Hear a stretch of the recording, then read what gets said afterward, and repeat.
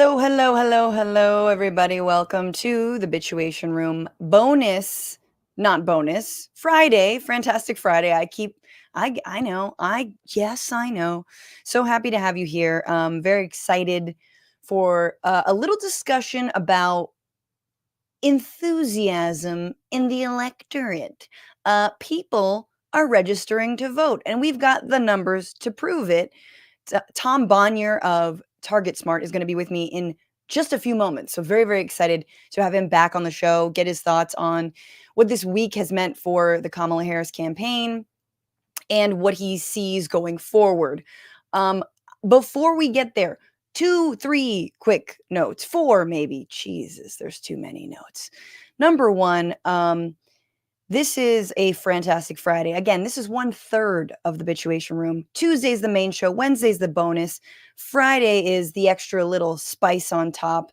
No, some of you are like, what do you mean a Wednesday show? Yeah, there's a Wednesday show. And you can get access to it by becoming a patron. Patreon.com/Bituation Room for all the fun stuff. We covered a lot of Trump on Wednesday, but that's because he deserved it. We covered his childcare plan. Yikes. We also covered how he feels about the disabled, the severely disabled, and more specifically, heaven forbid something like that happened to his family. And oops, it did. And he's still a POS. So you'll definitely want to get access to that. We also talked a little bit about Taylor Swift, which we did put out on YouTube. And that is for just a little reminder that there's extra content. And also, in addition to that, if you miss me, you can always follow me on my Instagram at FrannyFio, where I posted clips of appearing on Piers Morgan, in which this week I attempted to eat my cat live during the taping, I guess just during the taping. And it was fun. Good times were had by everyone but my cat. So check that out, and there'll be more clips posted. I did call Ted Cruz's podcast partner his best boy to his face, and I don't even know how to explain why he looks like a best boy. But a best boy is really just like that kid that has been wearing suits ever since he was 11. And now he's an adult, and he's never figured out his hair and never had a thought that was separate from his father's. Do you know what I mean? That's the best boy energy. And you'll see what I mean. So I will put those up on Instagram and also on YouTube. And final thing. This show has one sponsor and one sponsor only, and the only sponsor that matters, which helps me every single night, because given these insane times, it's really hard for my brain to calm down. Late night debates, are you kidding me, that end at 9 o'clock, right, on West Coast time. And then my mind is buzzing, and then you got to get all the memes out. And I cannot calm down. And that's why Sunset Lake CBD.com helps me to relax in these turbulent times. They've got all kinds of both sleep aids, but also just regular relaxing gummies with ashwagandha root that is very good for you, I think. I will testify to their focus gummies that has lion's mane and cordyceps in it, which truly has nipped hangover headaches in the bud for me, and also made me feel much more relaxed and also focused to do things like go on Piers Morgan with Ted Cruz's best boy. And as a listener of this show, you get 20% off with coupon code FRANTIFA. That's FRANTIFA. So check out sunsetlakecbd.com. Coupon code FRANTIFA. They got so many things, guys. Great tinctures, too. Obviously, the sleep gummies. They're an awesome company. Vertically integrated. That's all craft CBD. They donate to amazing causes, like abortion rights causes and bail funds and whatnot. So just an awesome movement partner in addition to a great company. So head over there and try it out. Try it out. And now joining me, he is a senior advisor to TargetSmart, which is a data-driven solutions company that empowers you to better understand, engage, and activate your key stakeholders in order to achieve your goals, but primarily know what the F is going on in the election and with our democracy. Please welcome Tom Bonier. Hi, Tom. Hello. So Hey, good to have you here. can I say I made the mistake of watching your cat eating video while in the virtual green room here, and yeah, that was something. She's so chill. Like, my cat is like, "That's fine. He was cool I'll with it. die." She's I feel like she wouldn't even how cats are supposed to eat you after you die? I They feel like will. she's too picky of an eater. Do you think she'd eat human flesh? No. I think every cat would. That's what I've heard. It's not tested out, but yeah, she probably would. Okay, well, then I become Catwoman. I believe that is how it works. Yeah, We've seen Michelle Pfeiffer, Batman Returns the best Batman. All right, look, that's true. Okay, Tom, fair. so good to have you back. This is I think okay, before we get into like the specifics of what what voters are looking like right now, what the electorate's looking like, people are registering, which I think is important. I am just curious as to like before the debate and after the debate, just how close this election somehow still is. That, you know, it was whether it was a New York Times Siena poll that had Trump up by a point, or now, there's a more favorable Reuters Ipsos poll out after the debate that has Harris up by, I think, 4 points. Those aren't actually even, in swing states, but just the polling is still tight. And I think even though this was a massively watched debate, um, we still understand that debates aren't truly what win elections. Um, but I guess maybe some of your thoughts on like more broadly polling around this election and how much should we take with a grain of salt and how much should we how much should we be following all of this?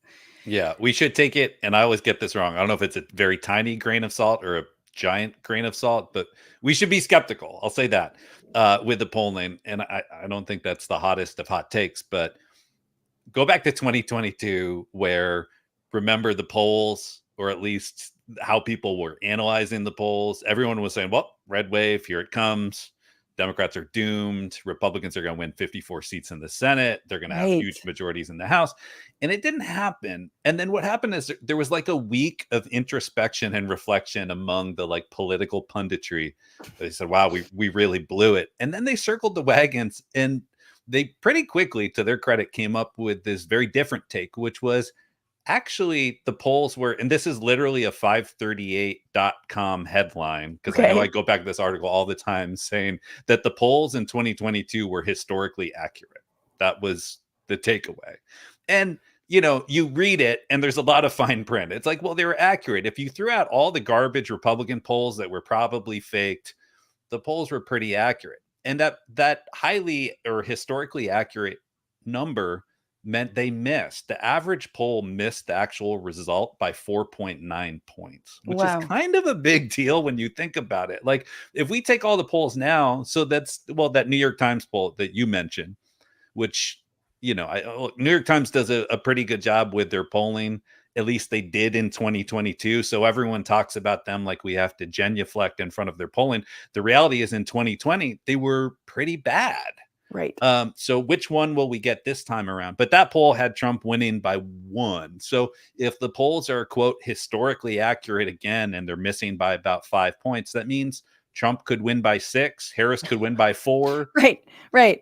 And It's that's just if this poll's like kind of middle of the road, like right. average. It could be much worse. It could be different. So I don't know. With the polls, I know. I'm as guilty as anyone of like hyper focusing on the polls, but they're not going to tell us anything between now and election day that we aren't already assuming to be the case, which is, yeah, it's probably going to be close. It might Yep. not be. There is a world where it's not. There's a world where Donald Trump wins. There's a world where Kamala Harris wins by a decent margin. The polls won't tell us anything super useful between now and election day that would give us any level of confidence in any of those outcomes, really. Right. I mean, and I think the one thing is like, yeah, Harris will likely win the popular vote. There's always real democracy. That always feels like it's a strong bet. But yes, I love the idea that 538 is like, we were historically accurate and we were off by 5 points, but like comparatively, here's the averages of all the other polls that were wrong. And you're like, wait a minute, wait a minute. But of course they're in they're in the polling industrial complex. You have to, convince everyone that you should be trusted again. And everyone will go back to these polls because we are desperate to hang our hat on literally anything when it is shaky. But you and TargetSmart have been focusing on something that feels a little more concrete, which is registration and voter registration since Joe Biden dropped out, but even before that in this country has really surged. And I wanted to just ask you maybe just about this week, and then we can go back. But Yeah. this week, and you've been making the rounds, so I really appreciate you coming by. But you've been talking about this, what you're calling the Swift effect, which of course is Taylor Swift blowing the conch shell and summoning all of the little bitty Swifties to come out and vote, very much so. Well, okay, at least get registered to Hmm. vote. So what happened was she put a link into her bio in Instagram to register to vote. What then did we see in terms of registration? Yeah, so this is sort of crazy, though. I guess maybe not knowing what we know about what she has been able to do with her Eras tour and everything else in terms of the sort of engagement that she inspires among her many, many supporters. So what we're able to look at now is sort of the other side of that equation. So when someone clicks through onto one of these sites, and there are many, the biggest one that we work with is vote.org, which is a pretty well-known national voter registration platform.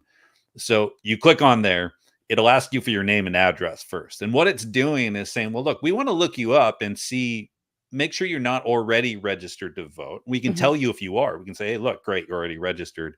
Or if not, we can then help facilitate it. A lot of people, especially for younger people who go away to college, it might come up and say, well, you're actually registered in this state.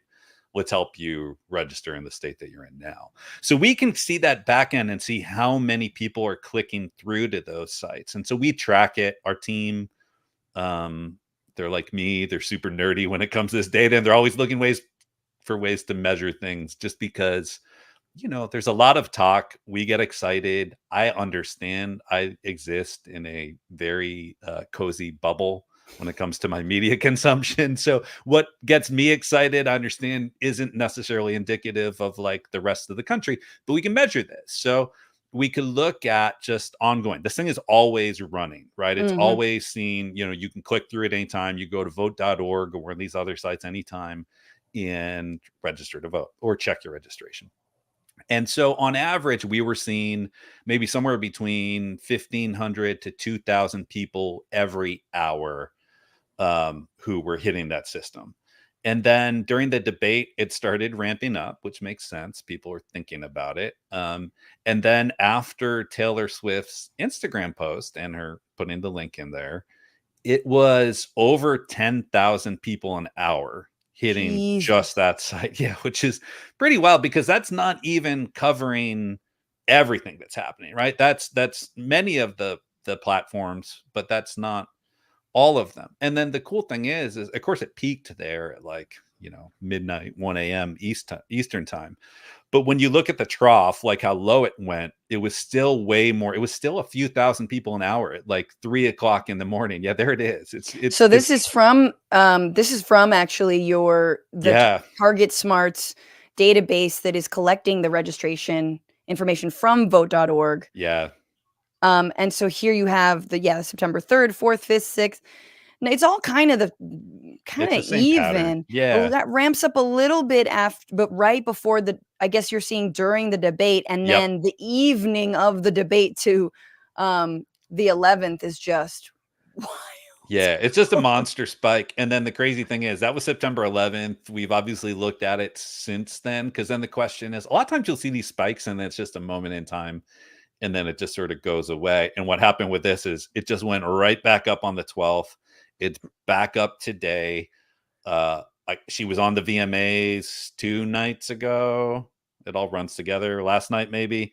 2 nights ago, two yeah. nights ago, and again encourage people to register to vote, and then you see the spike go up again. So like, maybe if you didn't catch the first Instagram post or you weren't watching the debate, people caught that one. So the numbers they've gone up and they haven't come back down yet, which is pretty crazy, because again, at this point you're talking about hundreds and hundreds of thousands of potential new voters. And I say potential like it's a good caveat, but we can look back in previous cycles and see, okay, people who registered to vote closer to the election, like we are now, we're like 52 days or 53 days. What percent of them actually cast a ballot? And in 2020, it was 83% of the people who registered to vote during this time period Wow. actually voted. And if anything, that actually understates it, because that's literally anyone who registered. And we know on any given day, there are lots of people who are registering to vote who aren't intentionally doing it. They got a driver's license or they renewed their driver's license Sure. and they just check the box saying, sure, register to me to vote, Right. Or some Yeah, states don't will just do donate it my automatically. organs. Whoops. Exactly. Exactly.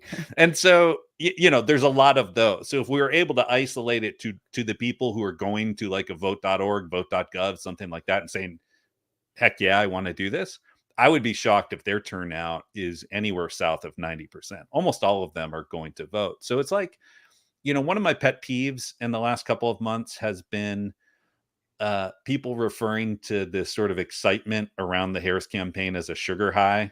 And I Mm. don't mean to that's not calling anyone out. I've probably used the term myself because like I get it.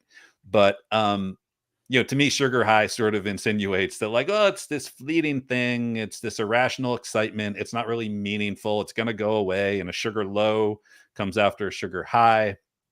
And the reality is, whatever happens between now and election day, they're creating these real, tangible, measurable gains that if you have hundreds of thousands of people who are registering to vote and they're going to vote, well, things could change dramatically in the next week, 2 weeks, 3 weeks, whatever. You still have those gains that were accrued that are going to make a big difference for her Oh, yeah. campaign. Oh, yeah. I mean, I think and beyond, right? Beyond if Kamala Harris in fact does win, but I agree with you that there is yeah, like getting someone registered to vote is no small task. And again, in our, two-party duopoly full of corporate cash, it can be difficult to remember just, especially for first-time voters, especially voters from historically marginalized and voter-suppressed communities, just how important and exciting voting is. I mean, especially, like, my first vote was for John it was for John effing Kerry. Like I'm like sorry. yeah, exactly, As a exactly. native of Massachusetts, I'm sorry. Dude, I mean, if I were, like a 18-year-old right now and my first vote could be for Kamala Harris, yes, the politics aside, like that would be pretty effing exciting. Like that's okay. Like that's something that's Yeah, my exciting. my I see that in my own house. My oldest kid, she turned 18 in August. Mhm. She was not super psyched about this election prior to July 21st. She was gonna vote. She did vote in the primary because in Maryland you're allowed to vote in the primary if you'll be Very 18 cool. on November. So Yes. as a 17-year-old, she registered and voted, and she was gonna go out there and vote for President Biden, but it wasn't the sort of thing where like I'm looking at her Instagram story and there's edits about the Biden campaign. And then, July 21st comes, President Biden withdraws, he endorses Vice President Harris. Suddenly she's super excited. And the first thing I see her post is about Tim Walz, saying how excited she is about this guy that she didn't know existed 24 hours early. So it's, The indicative of Democrats just love celebrity. They just love celebrity.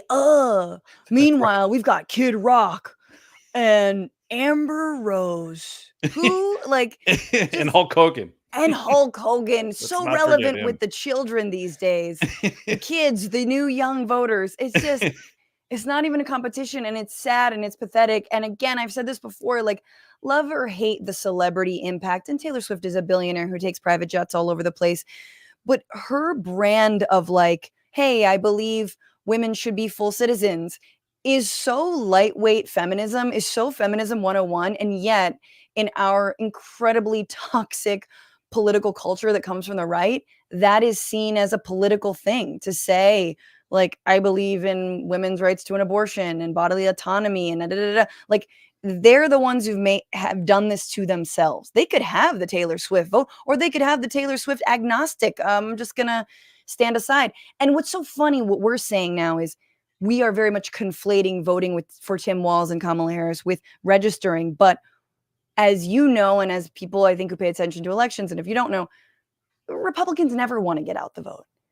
They don't.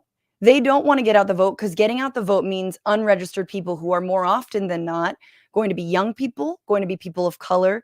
And those people are people who have been iced out of their party for so long now. They could try to get them. They just don't. So they're literally focused at this point.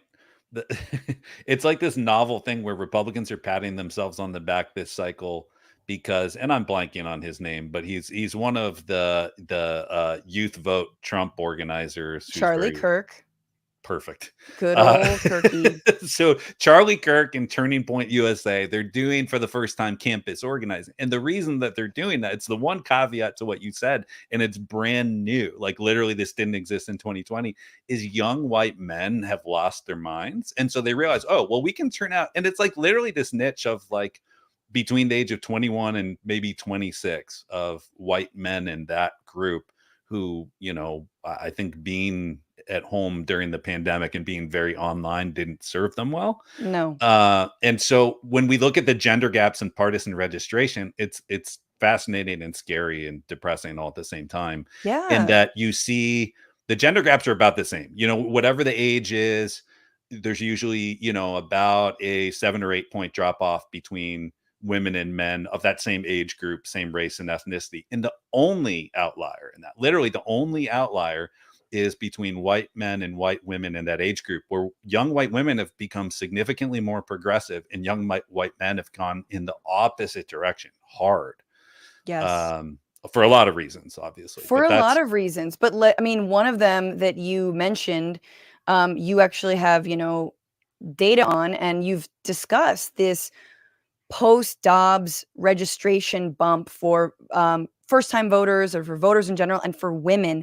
And so I guess I want to ask you about both what the impact of overturning Roe v. Wade had on the electorate when it comes to voting, and then what the Biden withdrawal meant for registration and who was coming out specifically. So first, let's talk about, I mean, I can only link it to the fact that, you know, you saw these, when Dobbs was overturned 2 summers ago, it's like these young women who are like talking in mainstream news who are just kind of like, where the fuck is our leadership? We've been abandoned. This is pathetic. This is the year 2020 or 2022. And just like that palpable grassroots anger from young women, I think was really huge. And I think it was all races, but definitely, you know, not to be whatever about it, but abortion rights have generally been kind of sadly like a white woman's thing. Usually women of color kind of have a multiple, you know,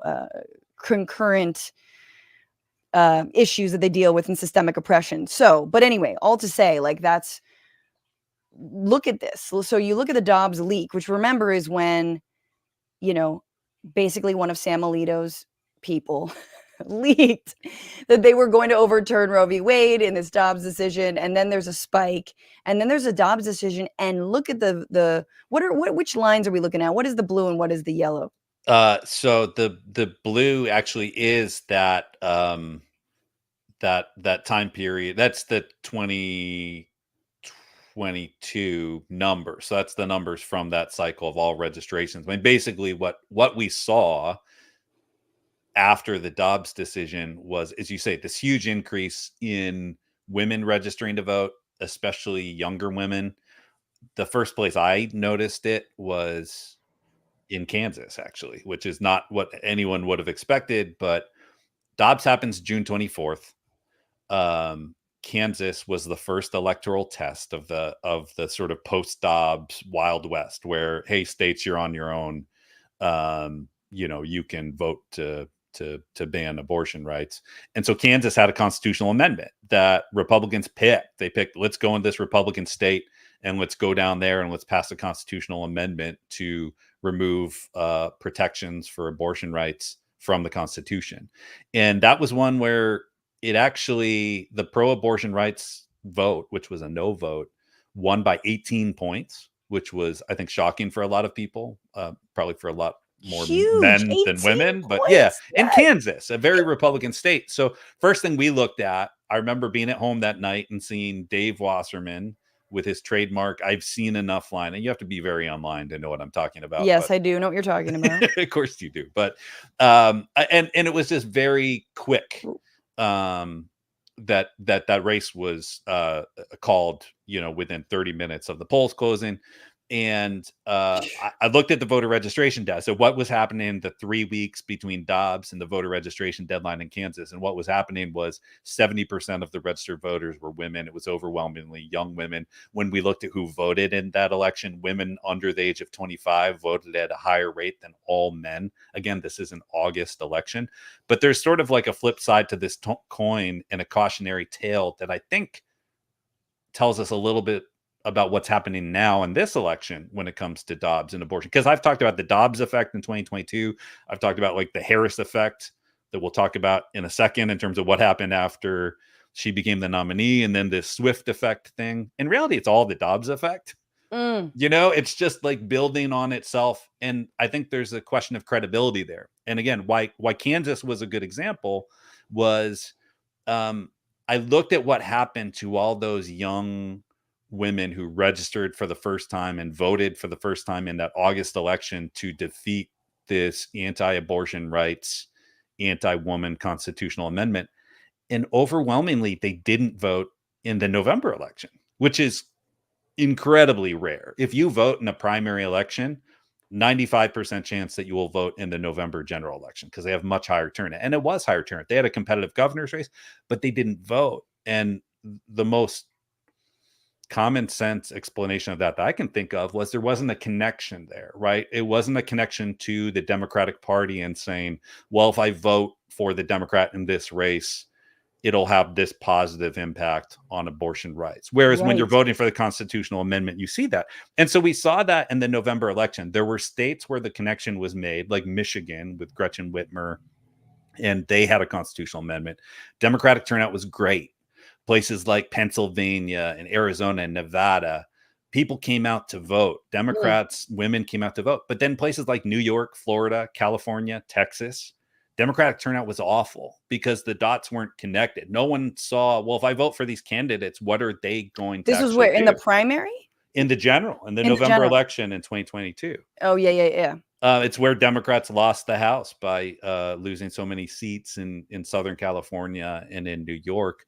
And then fast forward to this year, and you think about the debate. For me, one of the most powerful moments in the debate was when Vice President Harris finally was able to confront Donald Trump face to face. The only person that I've seen who's been able to do this and to confront him on what he did and the fallout of the Dobbs decision.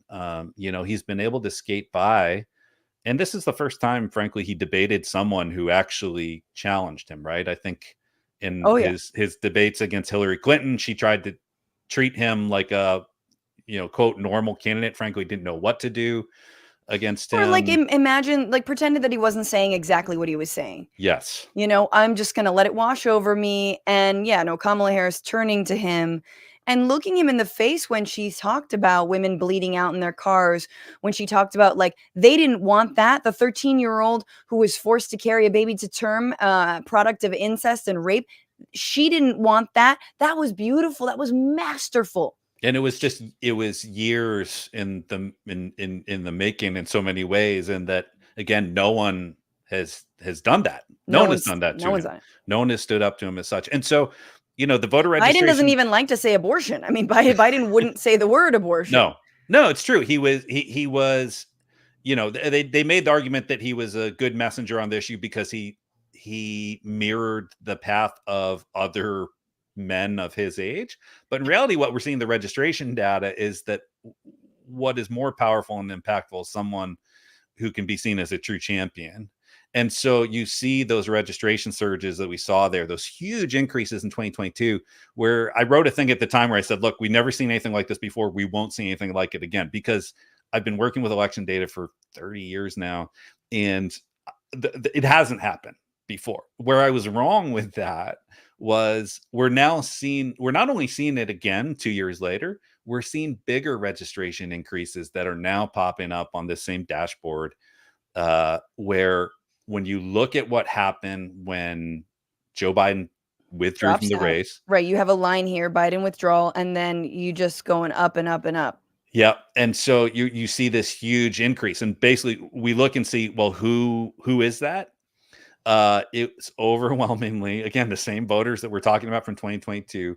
Three groups: younger voters, women, voters of color. And when you look at the Venn diagram of all three of those, younger women of color, the numbers are insane. That we're literally seeing a tripling of registration rates in these battleground, not just in battleground states. I mean, obviously it's more potentially impactful in the battleground states, but like in places like Louisiana, the biggest increases Mm, we saw were Louisiana.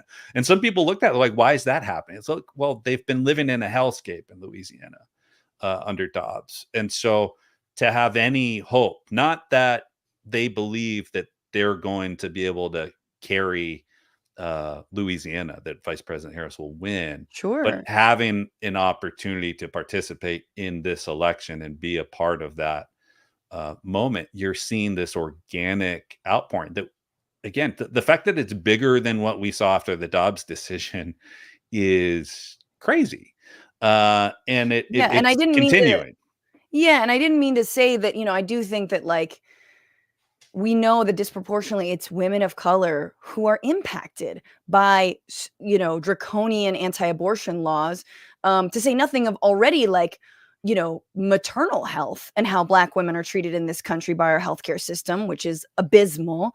But then, of course, when it comes to any reproductive health and abortion rights, these are the folks who are not able to travel to get an abortion somewhere else, who maybe, I mean, God, the amount of legal representation you would need to get around the restrictions of you can have an abortion if only you were raped by a relative, prove it in court before you give birth, like, that it comes along with incredible resources, and we've known this and we know it. So it is right, like, voting Democrat in Louisiana isn't a, I know I'm gonna swing the election, or this is gonna be, give you know, Kamala Harris a boost in the general, but it's a, oh no, this is personal.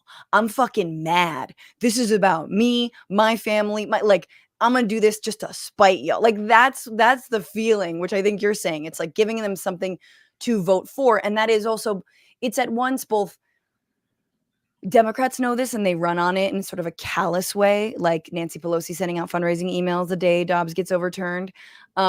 But it also is effective. I just wish, we can get to the point in this country where we vote for something and it's real positive and not just, um, because people are dying. Right. So, Well, and what you said a moment ago is, I want to be clear, is correct in terms of what we saw in the data. In that 2 years ago, after the Dobbs decision, when we saw those registration increases, at the time it was more young white women, and I think a lot of reasons there too. It was, again, I think, a question of credibility, and what does me voting for this Democratic candidate in this election actually do to change things. And I think that's the difference now when you see this moment, this campaign running against Donald Trump and everything that he did, and Vice President Harris being fearless on the issue. Now you're seeing this reaction, and that's how it's bigger than it was in 2022, because you are seeing now, especially young women of color, coming out, registering to vote in ways that they weren't 2 years ago, or yeah. frankly, ever before. Yeah. No, it's incredible. I mean, and I guess I wanted to ask you, because I didn't get a chance to earlier, but about the spread in terms of swing states. Like, and is the registration higher in swing states? We just talked about Louisiana, and it's like, no, that's not a swing state. But sadly, we only, sadly, when we pay attention to the election, we are just looking at these, like, purple states. So what is the data telling you about that of registration there? So we're seeing big numbers in the swing states too. In fact, there's not a state that I've looked at yet where you aren't seeing incredibly large increases in registration rates among women, young voters, voters of color.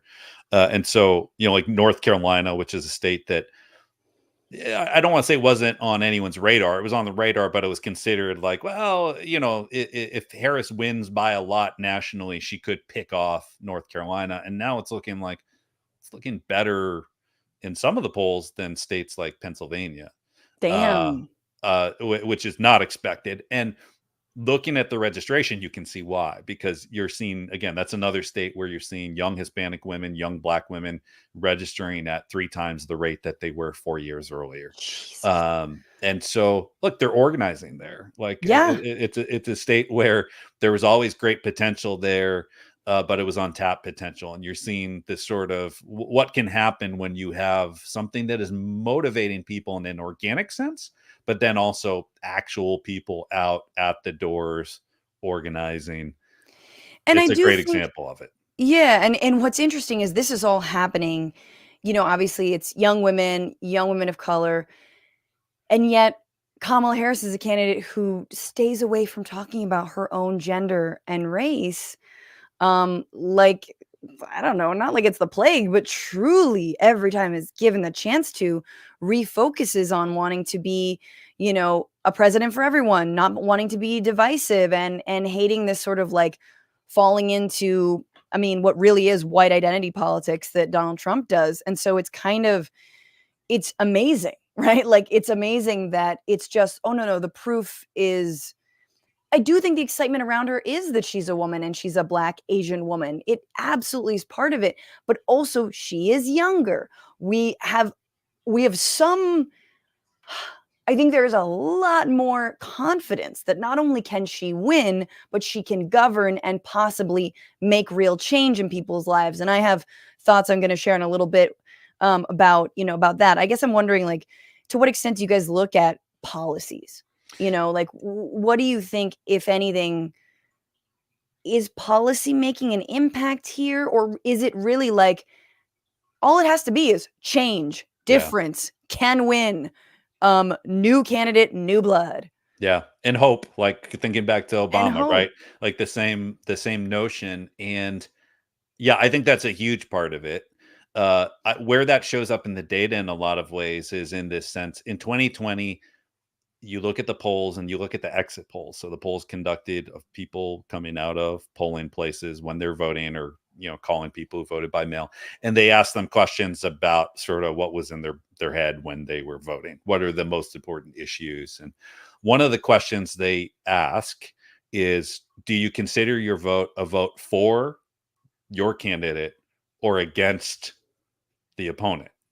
Which is a bit of a weird question, but it was actually really helpful, and I think really illuminated the dynamic of 2020, in that overwhelmingly people who voted for President Biden said their vote was a vote against Donald Trump. Right. And so it's almost this like dutiful uh act.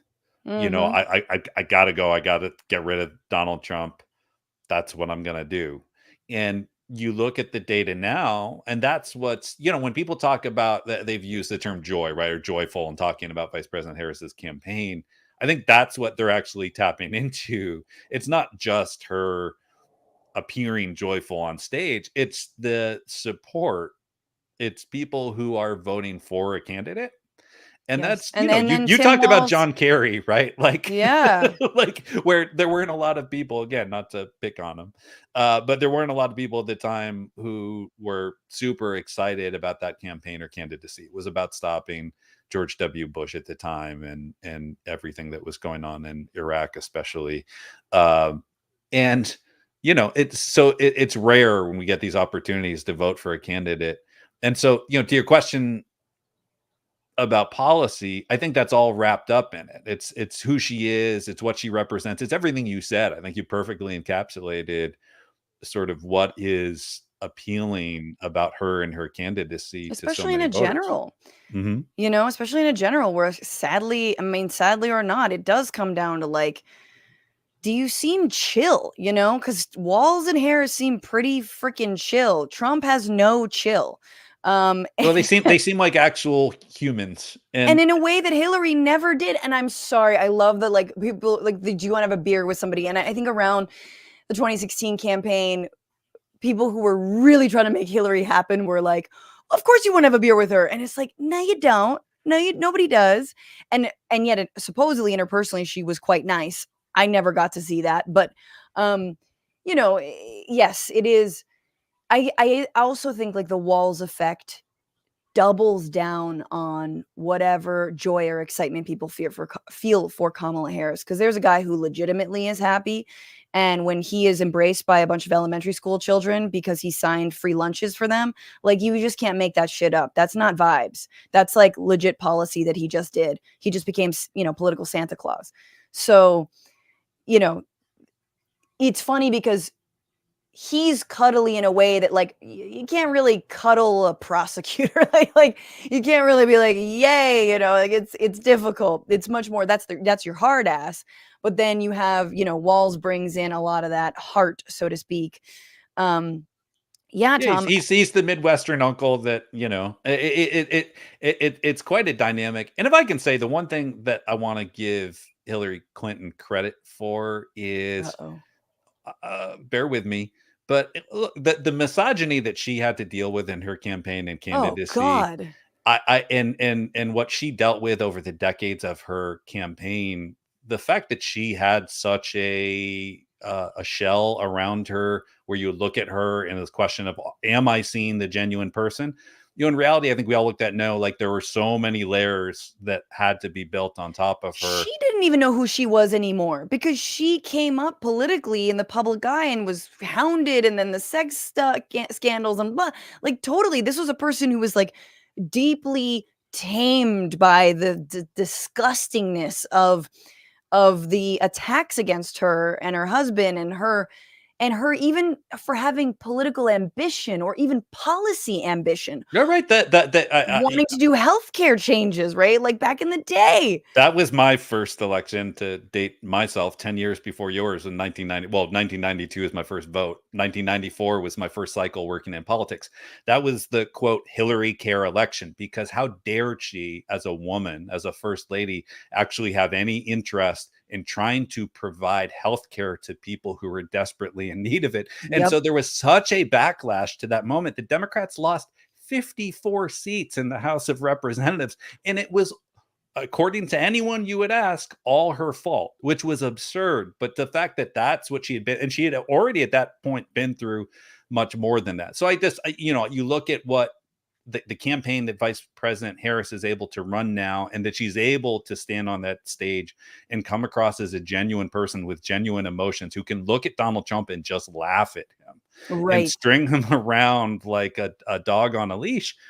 I'm not sure that's possible if Hillary Clinton doesn't have what happens to her first. Totally. No, I think that is a fair assessment. I mean, she is human. Like, she is, whether, I don't know, whether or not sympathetic, like, who among us would not be complete? I mean, God, what a plus, you're married to Bill. I mean, come on now. Fuck. That fucking sucks. Yes, in an alternate universe, i.e., one where patriarchy does not exist, Hillary could have been an incredible uh, leader who gave us healthcare, delivered as a first lady, and beyond. But anyway, enough about that. That is this has been a great, I said it was only gonna be 20 minutes, and now it's like 45. But It was great. Tom Bonier, so glad to have you back on the show. I hope you have some time, during the election, maybe, to come on. I'm sure we won't know the I would love results to. Yeah, I'd love to. for a few days, so we can freak out together. Yes, come back. Everybody, check out Tom on Twitter at Bonier, Bonier, and also to check out. Can we follow TargetSmart as well? Yeah, at TargetSmart. There might be a underscore in there somewhere, but it should be hard to find. It's in Awesome. my bio, actually. So It's in his bio. yeah. Thank you so much, Tom. Take Thank very good you. care. I'll see you soon. And let's read some comments, and then I got to go. But I did want to briefly say, I've been reading Bernie Sanders's book. It's okay to be angry about capitalism, which is an interesting title because it plays on the "it's okay to be white." I don't know how I feel about it, but I encourage you all to read Bernie Sanders' latest book. It came out actually a couple years ago or a year ago, but it is so good because it reminds me of where we were when Biden was elected and just how much people like Bernie Sanders, as the budget chair at the time, really tried to deliver a much more holistic, progressive economy for all of us, and just how much he was stymied by Joe Manchin and Kirsten Sinema and other, centrist Democrats. So let's just, because for me, it's all fine and good that Kamala Harris says things like the opportunity economy and 25K for a down payment for first time homeowners. And, obviously, I think it's great to have like a $6,000 tax credit, for families. But remember that there was a blueprint for a real progressive economy that included a $15 minimum wage raise, that included the child tax credit, extending it permanently, not just the $6,000, the new plan, but the permanent extension of the child tax credit that people were getting during the pandemic.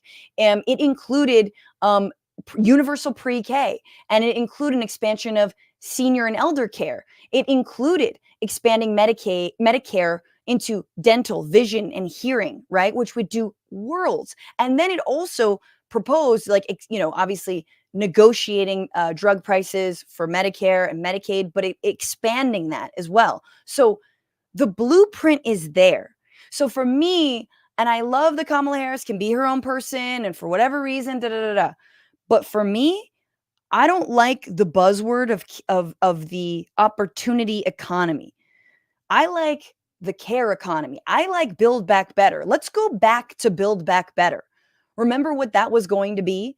Let's go back to some of the bolder proposals that we had that were coming out of the pandemic. And yes, Bernie in his book, he writes about, this was our chance to do it because of how devastated our country was. And because of the fucking Senate parliamentarian who Democrats didn't have the cojones to fire, we lost all of that. And thanks to Kirsten Sinema and to Joe Manchin, it was a confluence of corporate Democrats. But all to say, we should absolutely make sure that Kamala Harris runs as far away from from Biden's Gaza policies.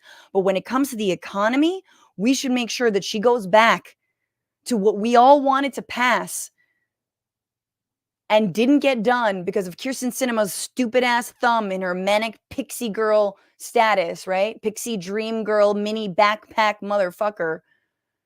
And remember that the blueprint is there. We don't have to, say, gee, what's going to govern a Harris administration? What do we do? What is the way forward? No, we have it.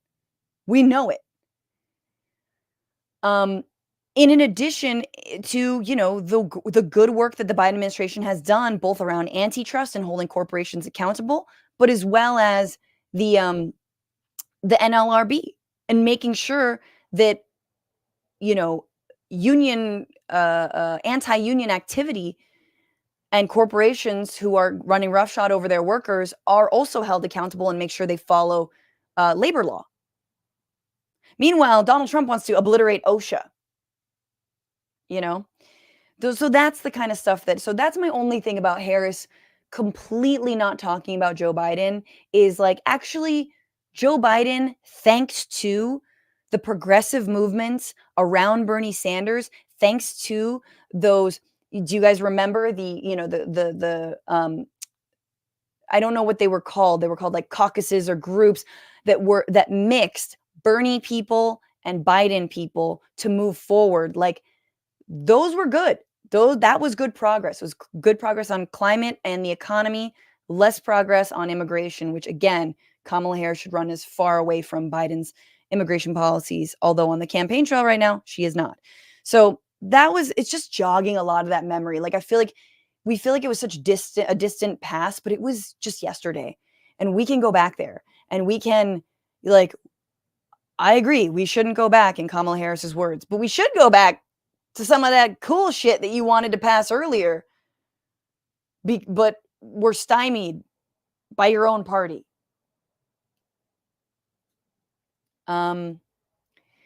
Just a quick shout out of thanks to Sarcastic Ball and AI Human Destroyer, who became members on YouTube.